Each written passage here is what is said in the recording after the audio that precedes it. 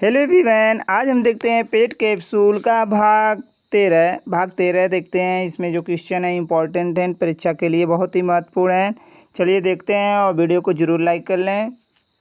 पहला क्वेश्चन है, आर्य श्याम अयस्क को किस धातु को कहते थे? जो आर्य थे वो श्याम अयस्क किस धातु को कहते थे? लोहा को, तांबा को, चांदी को या सोना को? किसे कहते थे? तो वह लोहा को कहते थे। क्या कहते थे? श्याम अयस्क, श्याम अयस्क। और जो तांबा, इसे क्या कहते थे? लोहित अयस्क। क्या कहते थे? लोहित अयस्क कहते थे। ठीक है, लोहित अयस्क कहते थे। अगला क्वेश्चन देखते हैं।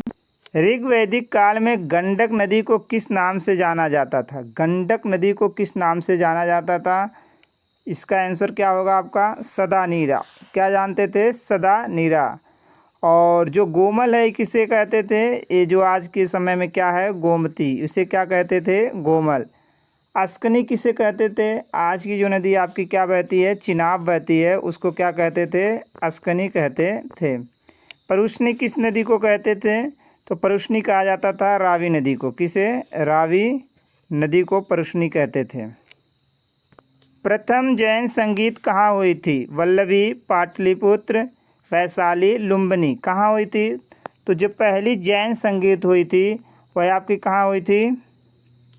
पाटलिपुत्र में। कहाँ हुई थी? पाटलिपुत्र में हुई थी। और 300 ईसा पूर्व में हुई थी ये। और इसके जो अध्यक्ष थे यानी कराने वाले कौन थे? स्थूलभद्र। कौन थे? स्थूलभद्र थे। ठीक है। वल्लभी में दूसरी बौद्ध संगीत हुई थी। दूसरी बौद्ध संगीत कहाँ हुई थी? वल्लभी में हुई थी। ठीक है। इसके अध्यक्ष जो थे वो क्या थे? क्षमा श्रवण थे। कौन थे? क्षमा श्रवण। जो इसके अध्यक्ष थे क्षमा श्रवण थे। वैशाली क्या है? ये जन्म है महावीर का। कहाँ जन्म हुआ था? वैशाली में जन्म हुआ था। कब हुआ था? 540 ईसा पूर्व में। कब? 540 ईसा पूर्व में हुआ था। और लुम्बिनी क्या है? लुम्बिनी में किसका जन्म हुआ था? ये कमेंट करके आप बताएं। जो मथुरा कला का संबंध किससे है? मथुरा कला का संबंध किससे? बौद्ध धर्म से, जैन धर्म से, इस्लाम धर्म से, या इनमें से कोई नहीं? किससे है? तो जैन धर्म से। जो मथुरा कला है उसका संबंध किससे है? जैन धर्म से है। जैन धर्म के 3 रत्न कौन हैं? सम्यक ज्ञान, सम्यक दर्शन, सम्यक आचरण। ये सभी यानी तीनों हैं। कौन कौन है? सम्यक ज्ञान, सम्यक दर्शन, सम्यक आचरण। भारत का क्षेत्र विश्व के क्षेत्रफल का कितना प्रतिशत है? जो भारत का क्षेत्र है वो विश्व के क्षेत्रफल का कितना परसेंट है? 2.42% या 17.70% या 50%? कितना है या इनमें से कोई नहीं? तो right answer option number A है। 2.42% जो है भारत का क्षेत्रफल है विश्व के क्षेत्रफल का। और जो 17.70 है ये क्या है? भारत की जनसंख्या है। भारत की जनसंख्या है विश्व की जनसंख्या की। यानी भारत की जो जनसंख्या है 17.70% है पूरे विश्व के जनसंख्या की। भारतीय उपमहाद्वीप में कौन सा देश नहीं शामिल है? भारत, पाकिस्तान, भूटान, म्यांमार। कौन है? तो ऑप्शन नंबर डी, म्यांमार शामिल नहीं है। म्यांमार। भारत के किस राज्य की दूसरी सबसे लंबी तटरेखा है? कौन सा ऐसा राज्य है जिसकी तटरेखा लंबी है, वो भी दूसरे स्थान पर? तो कौन है? गुजरात है या आंध्र प्रदेश है या गोवा या उड़ीसा? कौन है? तो आंध्र प्रदेश है। आंध्र प्रदेश की जो तट रेखा है वह दूसरे स्थान पर सबसे लंबी है। पहले स्थान पर किसकी है? वह है गुजरात की। गुजरात की तटरेखा सबसे लंबी है और दूसरे स्थान पर आंध्र प्रदेश है। कितने राज्य हैं जिनकी तटरेखा लगती है समुद्र से? तो 9 राज्य हैं। कौन? 9 राज्य हैं टोटल। मालदीव और मिनिकॉय को कौन अलग करता है? 8 डिग्री चैनल, 9 डिग्री चैनल, पाक स्ट्रेट, कोको स्ट्रेट। कौन करता है? तो इसका राइट आंसर होगा 8 डिग्री चैनल जो है मालदीव और मिनिकॉय को क्या करता है? अलग करता है। जो 9 डिग्री चैनल है ये आपका लक्षद्वीप व मिनिकॉय को अलग करता है। किसे? लक्षद्वीप और मिनिकॉय को क्या करता है? अलग करता है। ठीक। पाक स्ट्रेट जो है वह तमिलनाडु और श्रीलंका को अलग करता है। किसे? तमिलनाडु और श्रीलंका को अलग करता है? कौन? पाक स्ट्रेट। दक्षिण भारत की सबसे ऊंची चोटी कौन है? डोडा बेट्टा, कार्डमम की पहाड़ी, अनाईमुदी, माउंट एवरेस्ट। कौन है? तो इसका राइट आंसर क्या होगा? अनाईमुदी। ठीक है, ये जो है दक्षिण भारत की सबसे ऊंची चोटी है। कार्डमम की पहाड़ी क्या है? यहाँ पे क्या होती है? इसे इलायची की भी पहाड़ी कहते हैं, यानी यहाँ पे इलायचियाँ का पैदावार यानी होता है अधिक से अधिक। और दूसरी सबसे ऊंची चोटी जो है दक्षिण भारत की वो है डोडा बेट्टा। ठीक है, ये दूसरी सबसे ऊंची चोटी है। पहली कौन है? पहली आपकी अनाईमुदी है, दूसरी डोडा बेट्टा। कैबिनेट मिशन के सदस्य कौन थे? Stafford Cripps, Pethick Lawrence, A B Alexander. कौन थे? या ये सभी या तीनों थे? तो राइट आंसर है तीनों लोग थे कैबिनेट मिशन के सदस्य। भारतीय संविधान का संघीय स्वरूप किससे प्रभावित है? संयुक्त राज्य अमेरिका, लोक उपक्रम, राज की। सॉरी, ये गलत है भाई, ऑप्शन ही आपका 3 संयुक्त राज्य अमेरिका। अगला ऑप्शन आप कनाडा रख लीजिए, कनाडा। दूसरा आप रख लीजिए ऑस्ट्रेलिया, तीसरा रख लीजिए आयरलैंड, आयरलैंड। तो इसका क्वेश्चन है भारतीय संविधान का संघीय स्वरूप किससे प्रभावित है? संयुक्त राज्य अमेरिका, कनाडा, ऑस्ट्रेलिया या आयरलैंड। किससे है? तो इसका राइट आंसर क्या हो जाएगा आपका? कनाडा। किससे है? कनाडा से है।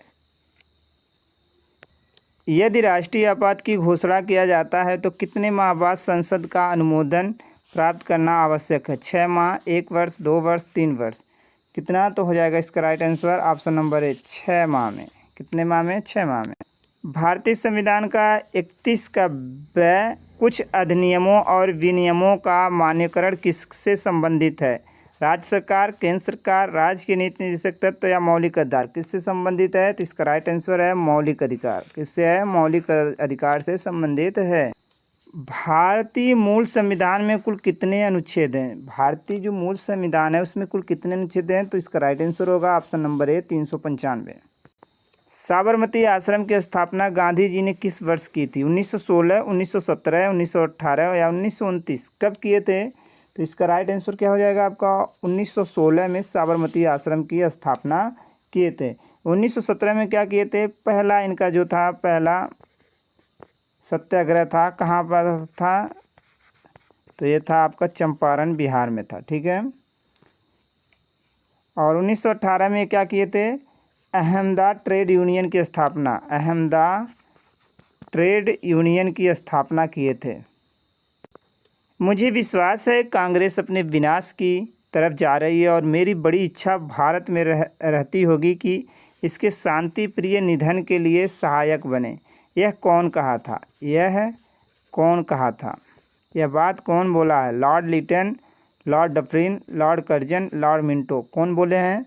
तो इसका राइट आंसर लॉर्ड कर्जन। यही बोले हैं कि मुझे विश्वास है कांग्रेस अपने विनाश की तरफ जा रही है और मेरी बड़ी इच्छा भारत में रहती होगी कि इसके शांति प्रिय निधन के लिए सहायक इसमें बने। भारतीय राष्ट्रीय कांग्रेस की स्थापना कब हो गई थी? 1925, 1955, 1885, 1999। कब हुई थी? तो 1885 में हुई थी।